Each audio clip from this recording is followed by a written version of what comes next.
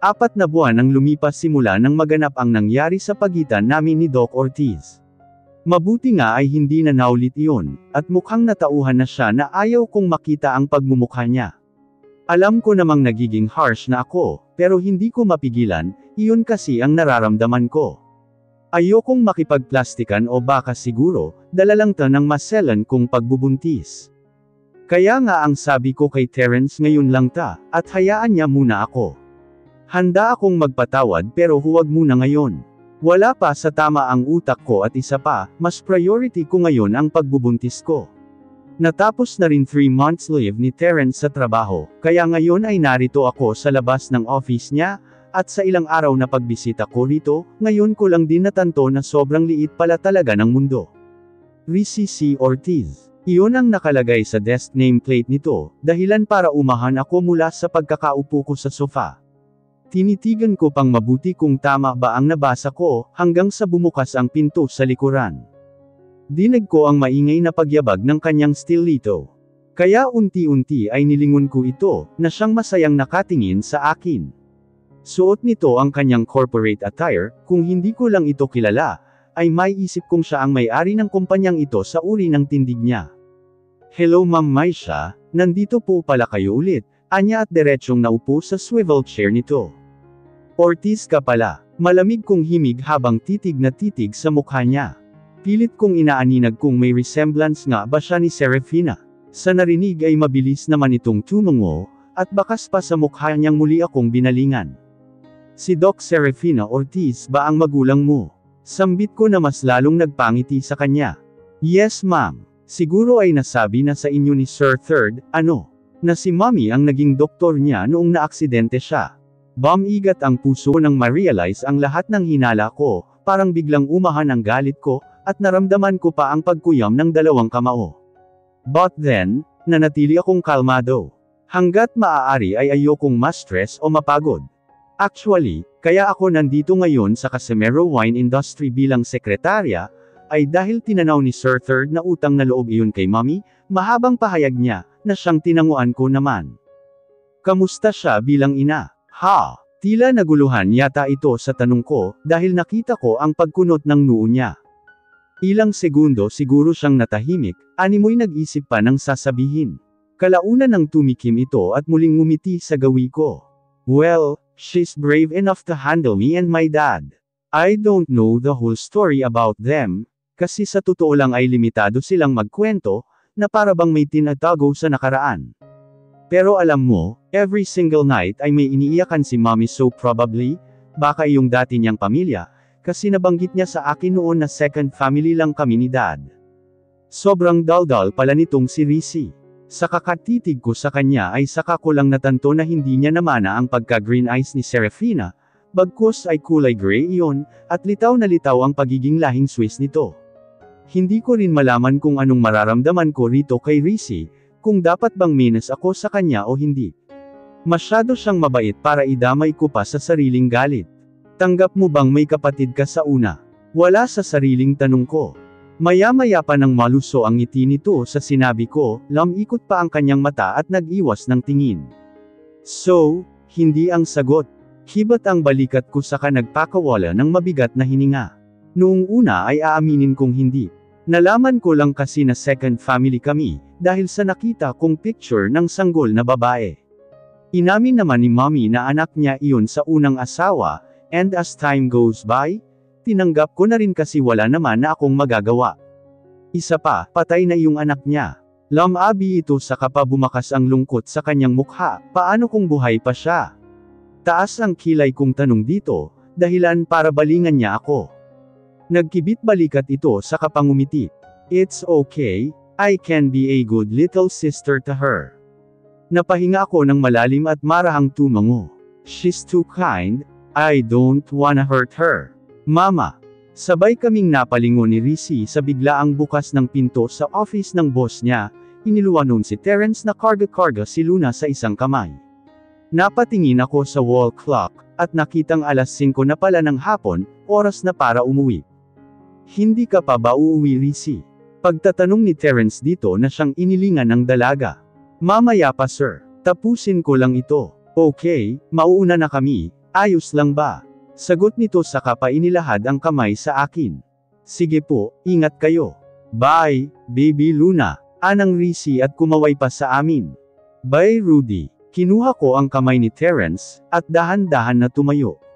Ikanawit pa nito ang kanyang braso sa baywang ko, at tuluyan nang lumabas ng office. Nang makasakay sa kotse nito, ay doon ko lang nilabas ang kanina pa bumabagabag sa isipan ko. Anak pala ni Serafina si Risi Pang-uuyang ko rito, matapos may kabit ang seatbelt. Kita ko naman ang gulat sa mukha nito, at mabilis akong nilingon ngunit mapait akong ngumiti bilang ganti. May, pagtawag niya sa pangalan ko, animoy tinatansya ang emosyon ko. Bakit hindi mo sinabi kaagad? Narinig ko ang pagbuntong hininga nito. Ayoko lang na madamay yung taong wala namang kinalaman. Kaya ba hanggang ngayon ay tinatago mo pa rin sa akin? Mahinahon kong tanong, ngunit naroon ang bigat at tigas ng boses ko, humalukip-kap ako at sumandal sa bintana ng kotse. Nag-aagaw na ang liwanag sa dilim, kaya sa labas ko na lamang itinuon ang paningin, ayoko nang makita ang mukha ni Terence na tila nahihirapan na sa akin. Baka isang araw, magulat na lang ako kapag nagsawa na siya sa kasusuyo, at kaiintindi sa akin. Wala naman akong balak itago, sasabihin ko rin once na maayos na ang lahat. Ayoko lang talagang dumating sa punto na pati sa kanya ay magalit ka. Dinag kong pahayag nito. Paunti-unti May, sasabihin ko rin ang lahat. Huwag lang muna ngayon na nakikita kang nahihirapan.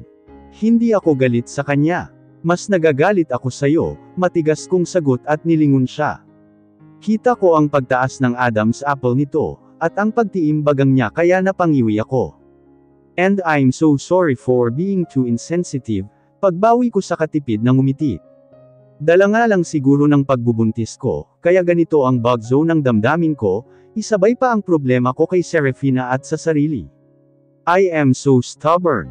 Pakiramdam ko ay pabigat lamang ako kay Terence. Hindi naman ako ganito noong pinagbubuntis ko si Luna, depressed pa ako that time, pero ngayon ay parang mas dumoble pa yata ang bigat ng nararamdaman ko sa mga nangyayari.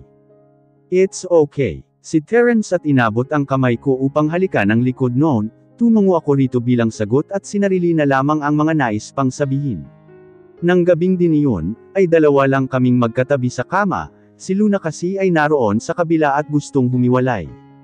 Kaya heto, sa ilang buwang lumipas ay namiss ko rin ang halik ni Terence sa katawan ko mas namiss ko kaysa dati na pagiging sensitive at masidhing pagbubuntis ko.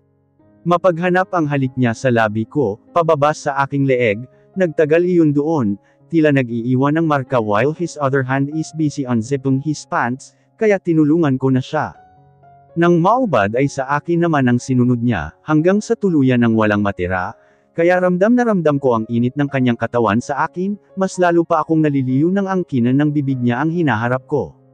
Habang ang isang kamay ay pumipisil-pisil sa kabila, ang isa naman ay abala sa paghaplos pababa sa tiyan ko, hanggang sa bumaba pa iyon, sa kung saan mas nangangailangan ng kalinga. Nakagat ko ang pang-ibabang labi nang magsimula iyong magtrabaho, dahilan para hawakan ko ang kanyang buhok at marahas na sinabunutan. Terence, naghuhumikahos kong pagtawag dito. Aniya at inilagay ang isang daliri sa labi ko, para patigilan sa malakas na pag-iingay ko. Hindi nagtagal nang manginig ang binti ko, dahil sa kuryenteng damaloy sa buong katawan ko. Hindi ko pa man nababawi ang kaninang lakas ng pamwesto na ito sa harapan ko, at sa isang iglap ay nagawa na nito ang nais nitong gawin, napaliyad ako at buong lakas na kumapit sa leeg niya, madiing kumakalmat sa likuran nito. Sabay sa sayaw ng kanyang balakang ay ang paglapit ko rito, marahan lang ang pagsayaw niya ngunit naroon ang gigil, kaya mas lalo akong nababaliw sa nararamdaman. Tumagal ang gabing iyon and I couldn't even count how many kisses we shared.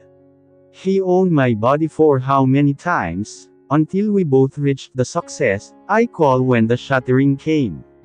Hinihingal na napahiga sa tabi ko si Terence. At mabilis akong hinela palapit dito, saka pamasuyong hinalikan ang ulo ko.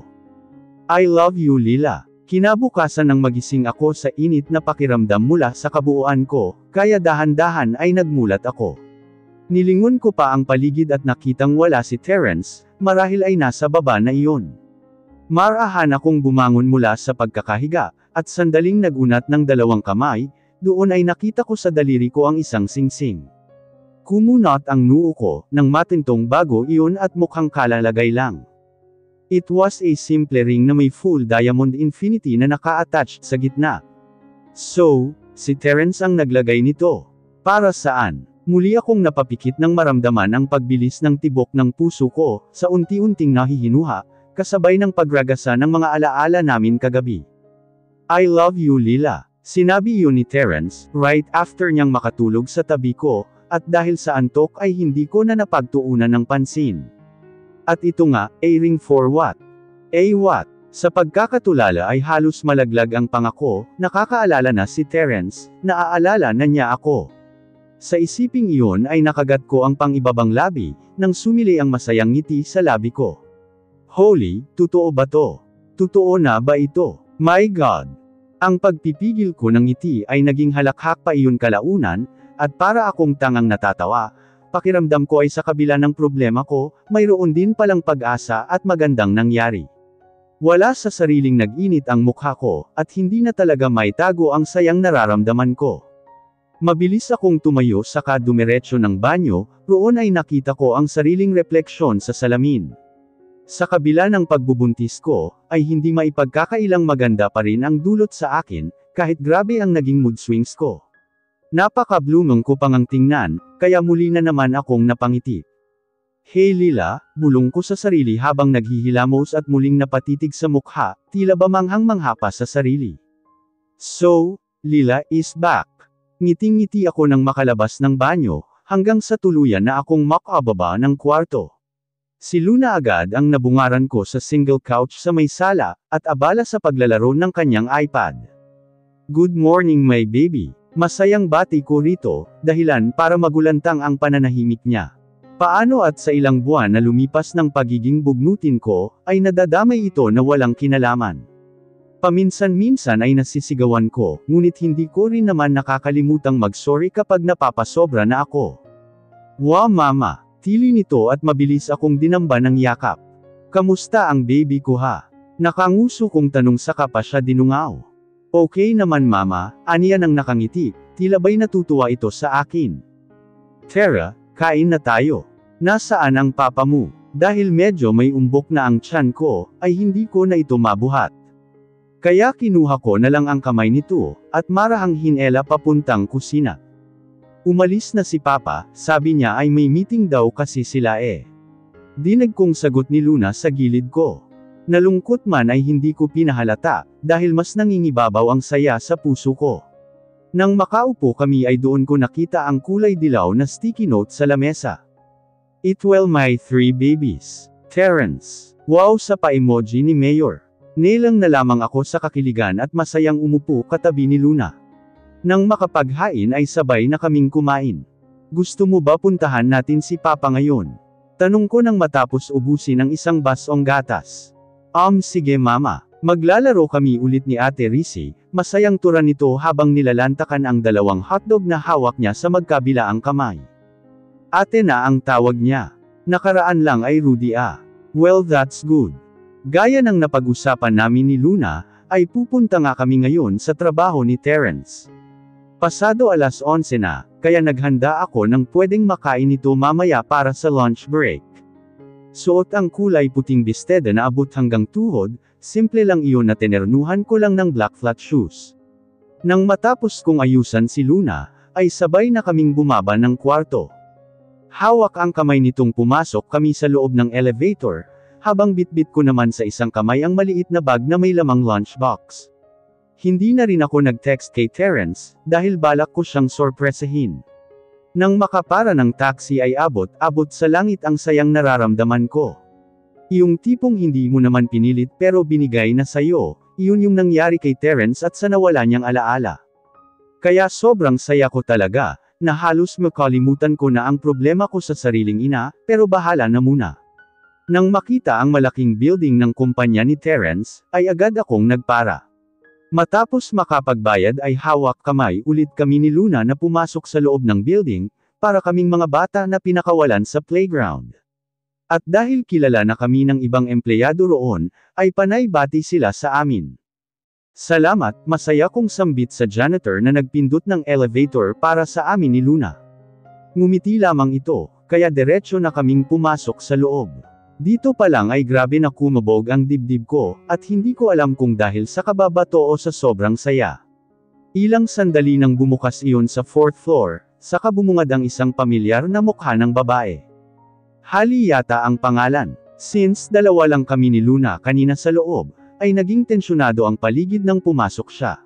Siguro dahil sa unang kita namin noon, na sa pagkakatanda ko ay grabe kong matahin niya ako, at heto na naman siya.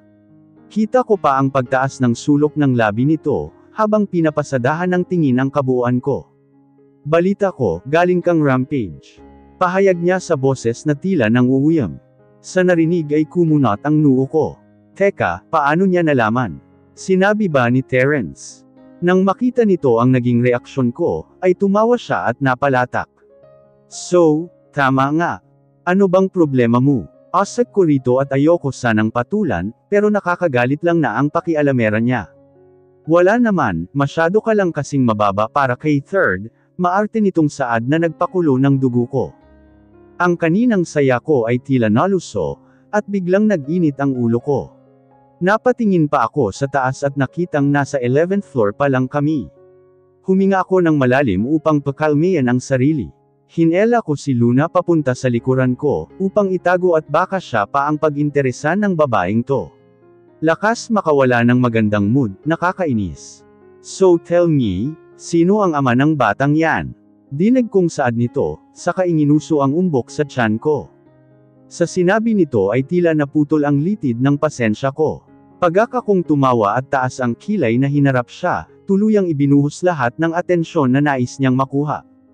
Gusto mo si Third, hindi ba? Pahayag ko at nang aasar na ngumiti. Pasok ka ng Rampage, baka sakaling magustuhan ka niya. Hindi ko kailangang ibaba ang sarili ko, hindi katulad mo ani Hali.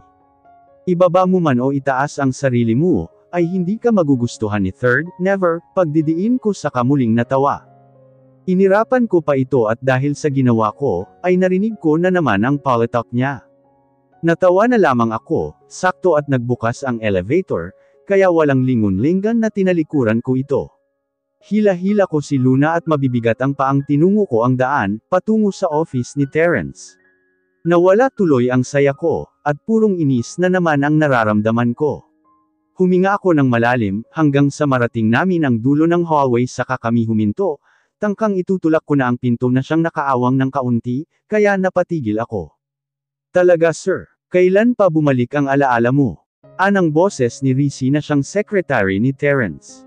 Matagal na Risi. Noong una kong makita si Luna, mahinang sagot ni Terence, ngunit sapat na para marinig ko. Wow, matagal na pala. Alam ba to ni Ma'am Maisha? As of now ay hindi pa. So please Risi, huwag mo muna itong babanggitan kay Luna, okay? Napatiimbagang ako sa narinig.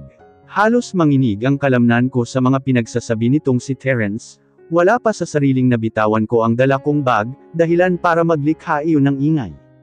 Hindi rin nagtagal ng makarinig ako ng ingay sa loob ng office, at bago pa man nila ako makita, ay tumakbo na ako palayo, iniwan ko na muna roon si Luna sa sobrang bigat ng nararamdaman ko.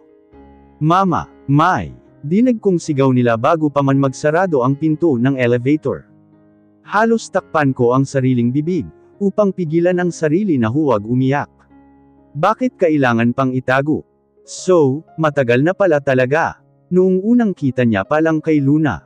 Ilang buwan na yun at kung hindi ko pa narinig galing mismo sa kanya, hindi ko pa malalaman, noong una ay hindi rin siya nagsabi sa totoong katauhan ni Risi Ortiz, ngayon naman ay sa kalagayan niya. Anong sunod? Baka magulat na lang ako na lahat ng pinapakita niya sa akin, ay purong peke at kasinungalingan lang, napakasinungaling mo talaga Terence. Mabilis ang naging lakad ko paglabas ng elevator, at dahil sa namumuong luha sa dalawang mata, ay nanlalabo na ang paningin ko. Hindi ko na rin pinansin ang ilang tao na nababangga ko sa sobrang pagkakatuliro. Maisha, bumalik ka rito. Nang makalabas ng building ay hindi ko na alam kung saan ang tungo ko at dirdiretso lamang ang lakad, kasunod ng pagsigaw ulit ni Terence sa likuran ko, ay ang malakas na pagbusina ng paparating na kotse. Sa isang iglap ay para akong nabingi, nilingon ko pa ang gawin ni Terence at tila slow motion ang naging paglapit niya sa akin. Sa pagtulo ng luha ko, kasabay nito ay ang pagbagsak ko.